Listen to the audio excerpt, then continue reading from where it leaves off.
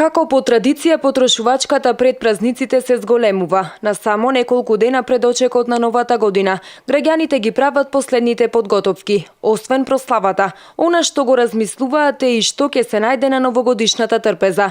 Анкетираните битолчани велат дека ќе има од се помалку, во зависност од финансиските можности, но согласни се дека за празниците ќе потрошат малку повеќе од вообичаено. На новогодишната трпеза што е она што ќе се најде, колку буџет одвојувате повеќе од вообичаено? Колку што е можно, колку дозволува джепот, да.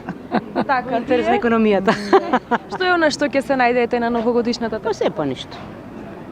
Се помалце. Се помалце. И мрсно, и посно, и така. Па новогодишно секако малце повеќе од секој пат ќе имаме некое печење плюс за вечерата, обично стандардно за ручек, тоа се прави и тоа. Добро, нешто да се назначи дека е нова година, нешто поичка, али не е многу, затоа што нема. Секе има, само јас постам.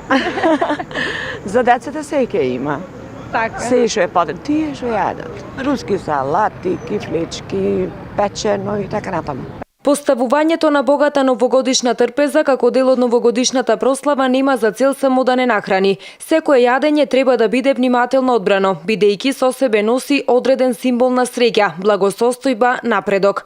Покрај традиционалната руска салата, свинското печење, зелка салата, торта, на трпезата треба да се најде место за риба и грозје.